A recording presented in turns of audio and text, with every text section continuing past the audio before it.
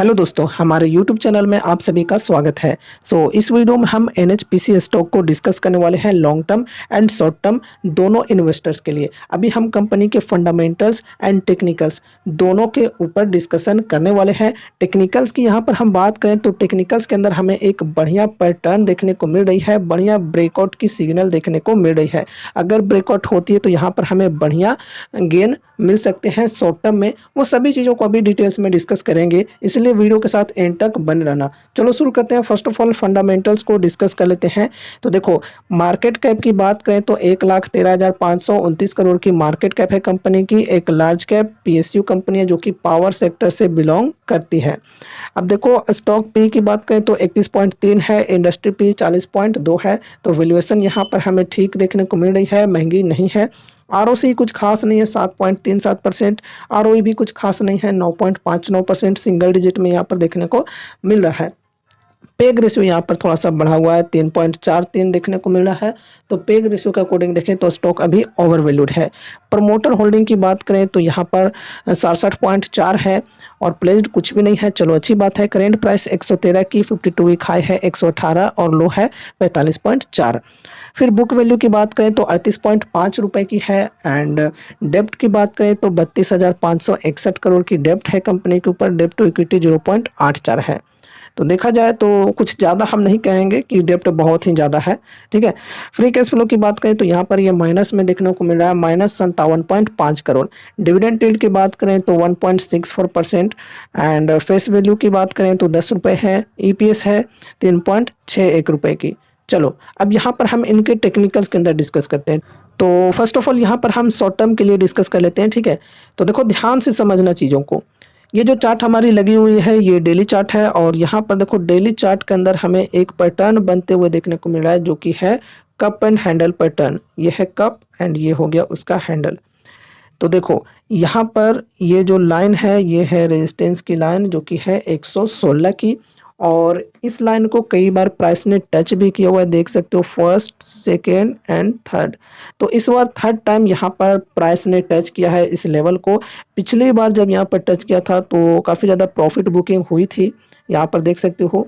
And फिर से यहाँ पर रिकवरी आई और प्राइस ने टच किया है 116 की लेवल को और यहाँ पर थोड़ी सी प्रॉफिट बुकिंग हुई भी है। तो देखो, प्रॉफिट बुकिंग होने के बाद जो प्राइस है फिलहाल 113 पर ट्रेड कर रही है। अगर बहुत ही ज़्यादा प्रॉफिट बुकिंग होती है तो फिर प्राइस गिरकर फिर से आ सकती है इधर के लेवल पर। तो फिर यहाँ पर जो हमारा सपोर्ट होगा वो होगा ये 100 का, ठीक है। तो ये लेवल को ध्यान में रखना। लेकिन अगर यहाँ पर प्रॉफिट बुकिंग ज़्यादा नहीं होती है, कप एंड हैंडल पैटर्न यहाँ पर बना हुआ है, तो ब्रेकआउट मिलने के भी चांसेज हैं काफ़ी ज़्यादा, ठीक है। देखो, अगर ये जो लाइन है इसको ब्रेकआउट मिलता है, कप एंड हैंडल पैटर्न का ब्रेकआउट मिलता है, तो फिर बढ़िया तेज़ी आ सकती है स्टॉक के अंदर। यहाँ पर देखो, ये जो 52 वीक हाई की लेवल है 118 की, इस लेवल के ऊपर ब्रेकआउट मिलनी चाहिए। अगर 118 के ऊपर ब्रेकआउट मिलता है बढ़िया वॉल्यूम के साथ, बड़ी कैंडल के साथ, तो फिर यहाँ पर हम शॉर्ट टर्म के लिए पोजीशन ले सकते हैं, एंट्री ले सकते हैं। और हमारा जो स्टॉप लॉस होगा वो होगा 116 का जो रेजिस्टेंस है इसके नीचे। यहाँ पर हम स्टॉप लॉस लगा कर रख सकते हैं 100 की। एंड जो हमारा टारगेट होगा फिर होगा ये 130 की, ठीक है। तो शॉर्ट टर्म में ये हम मूव्स को पकड़ सकते हैं, फर्स्ट टारगेट यहाँ पर लगाकर।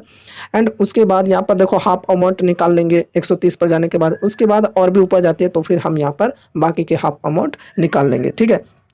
तो शॉर्ट टर्म में यहाँ पर ब्रेकआउट ट्रेड हमें देखने को मिल सकती है, लेकिन हाँ, सिग्नल मिलेगी तभी यहाँ पर हम एंट्री लेंगे। 118 का जो 52 वीक हाई है इसको ब्रेकआउट मिलेगा बढ़िया वॉल्यूम के साथ, बड़ी कैंडल के साथ, तो फिर यहाँ पर हम एंट्री ले सकेंगे। लेकिन हाँ, स्टॉप लॉस लगाना भी ज़रूरी है, ठीक है। बाकी देखो, कोई रिकमेंडेशंस नहीं है, ना ही कोई एडवाइस है, ये आप लोग ध्यान में रखना। जो भी चीज़ें हम यहाँ पर डिस्कस कर रहे हैं वो सिर्फ और सिर्फ एजुकेशनल पर्पज से कर रहे हैं। यहाँ पर जो भी लॉस होगा वो आपका होगा, जो भी प्रॉफिट होगा वो आपका ही होगा, ठीक है। ये चीज़ों को ध्यान में रखना। तो इसलिए कहीं भी इन्वेस्टमेंट करने से पहले या फिर कहीं भी ट्रेड करने से पहले आपको अपनी खुद की रिसर्च, खुद की एनालिसिस भी करनी ज़रूरी है। एंड उसके बाद ही आपको कोई भी डिसीजन पर पहुंचना है। अगर आपको ठीक लगे तो ही आप इन्वेस्टमेंट या फिर ट्रेड करो, वरना अवॉइड करो। अगर आपके फाइनेंशियल एडवाइजर्स हैं तो आप उनसे कंसल्ट कर सकते हो, ठीक है। तो ये हो गई शॉर्ट टर्म के लिए। अब हम लॉन्ग टर्म की बात करें तो लॉन्ग टर्म के लिए फ़िलहाल यहाँ पर अपॉर्चुनिटी हमें देखने को नहीं मिल रही है। बाकी वैल्यूएशन की बात करें तो चलो वैल्यूएशन यहाँ पर ठीक है, पी रेशियो यहाँ पर कम देखने को मिल रहा है इंडस्ट्री के मुकाबले में, लेकिन यहाँ पर अभी अच्छी डिस्काउंट अवेलेबल नहीं है। लगभग ये अपने 52 वीक हाई के प्राइस पर ही ट्रेड कर रही है। तो यहाँ पर हमें अच्छी डिस्काउंट इस लेवल पर मिल सकती है। अगर प्राइस ये गिर कर 100 के लेवल पर आती है तो फिर यहाँ पर हम फर्स्ट अमाउंट अपना लगा सकते हैं। नेक्स्ट जो सपोर्ट होगी हमारी वो होगी यहाँ पर 88 की। तो ये दोनों सपोर्ट को ध्यान में रखा जा सकता है अगर आप एक लॉन्ग टर्म इन्वेस्टर हो तो। अभी यहाँ पर बाइंग करना काफ़ी ज़्यादा रिस्की हो सकता है, लॉन्ग टर्म वालों के लिए बोल रहा हूँ, ठीक है।